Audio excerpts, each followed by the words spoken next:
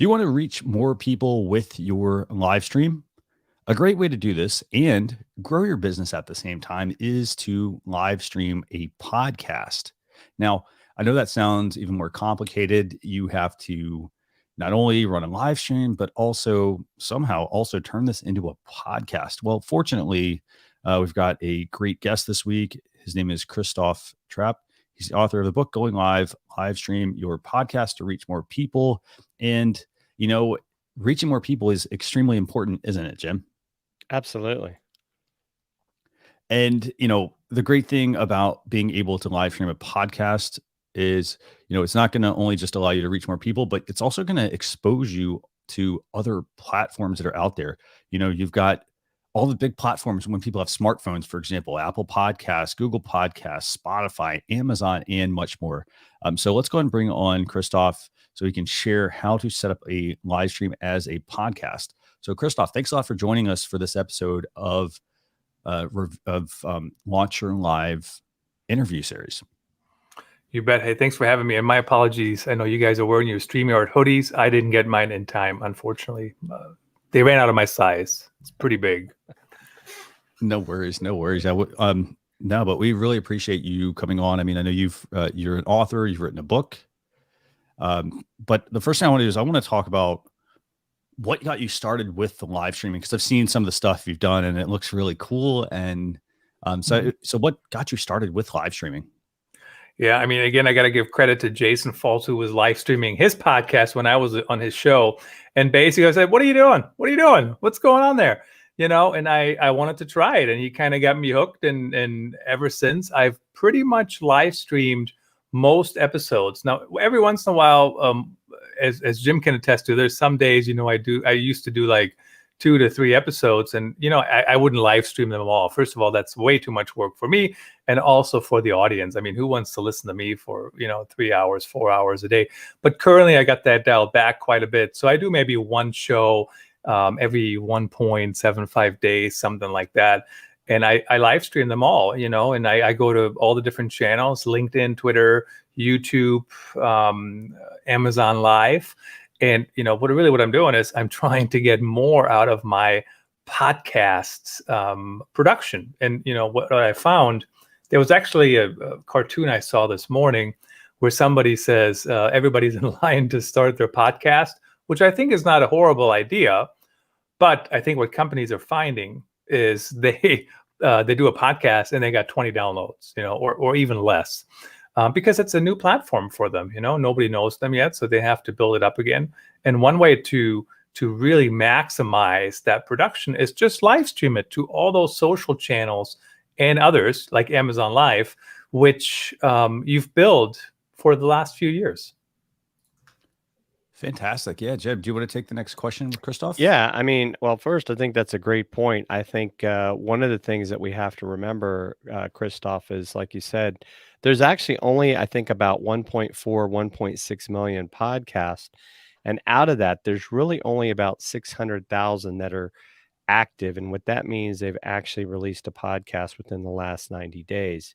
And so I think when you look at like YouTube, right, we've got 35 million plus channels. Of course, you probably have a whole variety of people who haven't uploaded a video maybe in years, but they still have a channel. So there's really a lot of space in the podcast arena. So I think it's fascinating, the whole idea. I know it's a big debate, right? Will podcast and live streams become one and the same? So what do you think it means when we say we want to live stream a podcast? Yeah, so really what it means is, just live stream the actual recording. Now, I know, for example, Ross Brand told me that he's been talking about that for years. And he says many podcasters don't want to do it because then you can't produce it, right? You can't edit out things. So what you say is what you say. Now, of course, on the back end, I can still edit things out of a podcast. The chances are that I actually will edit anything out is pretty slim to none, even though I do that sometimes, mostly for technical problems, which do happen. But really, just instead of recording your podcast on Zoom or whatever, use StreamYard, and live stream it to all the different channels. And that's really, truly how simple, I'm going like this, in quotation marks, how simple it is to pull that off. Now, I say simple in quotation marks because, as I mentioned, there's all kinds of things that can go wrong. Your internet might drop out. Something isn't working. The guest's internet might drop out. Something else isn't working. One of the channels isn't taking your signal, for example. Who knows? So there's a lot of things to consider. The other thing I found is it is actually it takes a little bit more prep for a lot of people to go on video, right? So if you do audio only, you can sit wherever, even though I would recommend a lot of times to stand. I know I'm sitting today just because of the way the camera is set up. But standing, if you do a lot of talking, is actually better. But it takes longer to get ready. So even though you guys might be laughing off screen, but this is how I look when I'm dressed up. This is as good as I'm going to look. Haha. If you're listening on the audio version, I mean, I just got a polo on and a hat still and a sweater because it's still kind of cold. But it does take more prep time, in my opinion, to go on video. Now, when you don't, when you have some hesitancy there, you can also just do an audio version, right? Just put up the logo like you guys had at the beginning when Christian started talking, and just do that. I mean, just, don't start with everything. Do a phased approach. It's a really good point there, and a lot of people, I mean, I like the point that you all both made, which is the fact that a lot of people, they're not going to go back and edit their podcast, for example, or their live stream. So they're not going to go do that. They really just want to pack and ship. And it's important, like you do want to make sure you are shipping things, but you also have to look at some of those details that are there. I mean, a lot of people, they say, well, hey, just ship it, for example. But at the same time, it's like, just ship it. But then maybe over time, you want to consider, refining your process, making sure you're continuing to, improve it, offer the best value. I mean, when we think of packages that get shipped out, people don't just throw it in a box and ship it out. What happens over time is they will ship out a box. They will then maybe add some custom branding. Over time, they add, other elements to make it more personal for the user. So and more branded. So they might add, to your point, they might add that opening graphic. They might have, a background with their graphic if they're going to live stream it and so forth. So, you do want to make sure, and if it's the audio perspective, you add the intro and the outro music, but things to continue to build what you're trying to do. So maybe it's first, if it seems like it's a lot of work, just get into it. And then you're going to realize how much easier it is to do both, actually. Christoph, who should consider live streaming a podcast? I mean, should it be every small and medium business? Should it be, just Fortune 500 companies? What's your take on that one? Everyone. If you decided, or if you're considering doing a podcast, I think there's no reason not to live stream it. I'll give you an example. I mentioned the 20 downloads. So let's say, you get all these executives meeting and they're debating whether you should do a podcast, and then they give the go ahead, and then you have 20 downloads. Nobody's going to be happy about that. But that's the reality when you first start. And I'm not saying you're going to blow up the internet when you live stream it, but your chances just really improved quite a bit.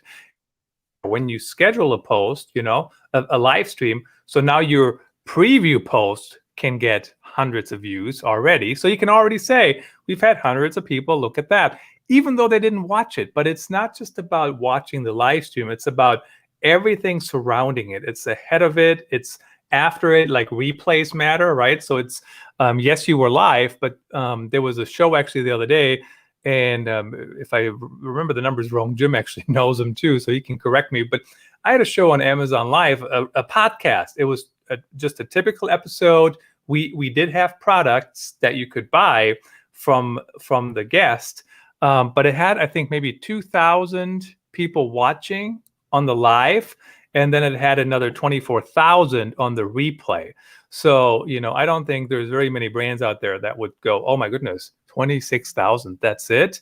Most everybody thinks that's a really good number. So, but that would have never happened if I didn't start implementing this strategy. Now, does every live stream have 26,000 viewers? Absolutely not. But, it kind of keeps creeping up. And even at the beginning, you kind of see a spike. So that's why I think brands should really consider it and tying it all together. Yeah, because you're really creating awareness at a minimum, right? And it's that whole thing that I believe that know, like, and trust. Well, the know is getting to see the live stream and gets people interested, right? You maybe put that nugget out. It's like, oh, I want to learn more. Uh, so, Christoph, how do I live stream a podcast, and what steps do I need to take? Yeah, so from a technical perspective, I mean, you don't need to start with the setup we all have. I know, look, we have these fancy mics and you guys have fancy backgrounds, or maybe that's your real wall. I don't know. But, and I'm just in my office. I got a stand-up desk. I got like an 18-inch ring light. I would recommend updating your equipment at some point, but I did not start like this. In fact, I think the last time, Jim, when I talked to you and Chris Stone, I was on my iPad. I'm pretty sure I didn't even have this set up. So Right. just something to keep in mind. Don't overthink it. Don't just kind of get started. And then, of course, pick your tool like StreamYard, for example, where you can send it to all those different channels. Make sure you have a way that it saves the video, right? So, and then basically I just download the video and extract it. Or if you use Anchor, so I use Anchor.fm for my podcast distribution, I just take the video file, dump it into Anchor. Anchor extracts the audio automatically, or as I like to say, automagically. And then I can edit it a little bit right there and, get it in the queue. So that's, I know that's super oversimplified, but really that's the technical side. From a strategic side, you got to figure out what you're going to talk about. What's your topic? And you can stray off the topic, but you got to know what you're going to talk about. What are the topics? And then finally get on a schedule. And people always ask me, Jim, oh, is that for SEO? Is that for whatever? I'm like, yeah, it is. But it's not. It's for the people, because when we get on a schedule, right now we're on a schedule. So if I commit to doing a show once a week, I'm doing a show once a week, or whatever the number might be. Right. Yeah, that's a great point that you bring up in regards to having a schedule. And so I don't know, that's a very fascinating aspect of what you're running in, of the fact that scheduling is very challenging. Well, it can be challenging too. In your case, you're looking for guests. And to your point of what you talked about earlier with live streaming, so many things could potentially go wrong where you may not be able to get the guest on. And so it's like sometimes like, well, the show maybe must go on, or do you have a plan B? So I think that's always do you ever find that you've had to do that, or do you just cancel if that comes up? I mean, it happens, but I was just joking the other day and maybe jinxed myself just a little bit because I said it out loud. And then the next day I had all kinds of problems on a live stream. But you just got to have the backup plan, right? So the options are, if it's not working, do you just pick a network? Well, maybe, like let's say the technology isn't working. Do you pick Right. another network? Do you just go to one? I wouldn't recommend that typically, because if I go to Amazon Live, for example, I don't think I can record it unless I go through StreamYard, for example. So plus I can't invite a guest, so that's not an option. So you have to understand how everything works together and what your priorities are on a tight deadline. So for example, we were doing a live stream on Friday, and we have another one today at Vox Pop Me. And the Friday one, like all kinds of technical issues, nothing worked. So after 3 tries, we just finally moved to Anchor and just recorded the audio version, right? So now we're just publishing the audio version. If I didn't have a live stream today, I may have tried to move it. Do you know what I mean? But there was Right. no time in between. Plus, they're already referring to each other and all this stuff. So might move it, but other than that, just move to the next option. Sometimes you don't go live if it doesn't work. Sometimes you move it. I think the key is just relax. Don't be so serious. Don't feel bad when something doesn't work, especially something you didn't have any control over. True. So Christoph, are there any pros, or I guess not any, but what are some of the pros you think to actually streaming a podcast versus, say, not streaming a podcast? Well, the biggest pro, in my opinion, is you have a much bigger audience that you're going to reach, and that's, I would really recommend that. That is by far the biggest. The other one is, it is nicer, in my opinion, to kind of see each other, right? Just because you're on camera, you're having a conversation with people. That doesn't mean you can't record we're doing that today to an extent, right? We're recording an audio podcast, but it's also on video.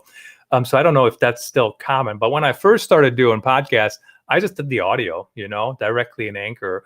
And I never saw my guests, and it was fairly convenient. But I think those are the biggest things. The other thing is the workflow. So for example, from my understanding, YouTube doesn't prioritize live streams, but my video is still on YouTube once I'm done. So there is value in that. And I don't have to upload it again. I don't have to do it again. So from a workflow perspective, from a content performance perspective, there's many, many advantages. The biggest disadvantage, probably, quite frankly, is that it takes a little bit more getting used to being on camera, looking into the bright light here, for example, looking at the right camera, all those different things, keeping track of comments when you're live and those kind of things. So there's more work involved, but I think the pros outweigh the cons by a ton. Right. Yeah, that's true. Yeah. So what do you think are some of those cons that people really need to be focused on? Yeah, I think that's the biggest one. You have to kind of learn the technology, moving things around. So I know you guys are doing that here. You show different things on the screen while we're talking. And while that seems pretty simple on the when you watch it, it actually takes a lot of brain power, so it's really hard. So for example, you, Jim, you're producing the show, you're also talking to me. And so you have to produce it, you have to talk to me, you have to listen, you have to ask the right next question, or like a follow-up question. And you can't ask follow-up questions if you don't listen. So people need to be aware there's actually a lot of brain power involved for that person. Now you can simplify it by having less transitions and less on-screen graphics. But I personally think it looks nice. I have different calls to action that go up. I got, now I'm playing around with playing videos, so if like my guest talks about something and I'm like, oh, let's play your keynote from 2005, here's the keynote. And like, that sounds kind of cool, but it's actually like, it's like brain power. Like you have to use your brain. Like it's a lot of work. Now, I know when you interviewed Chris Stone and I, that you were using, I want to say it was Switcher. Are you still using Switcher, or are you now using StreamYard? Yeah. So yeah, I use Switcher on my iPad. Mm-hmm. Right. Yeah. Because I know that's really a great program, especially if you're in the iOS world. So you've done something exciting that we can talk about here on this episode. Is you've just released a book about live streaming. Well, you want to tell us a little bit about that?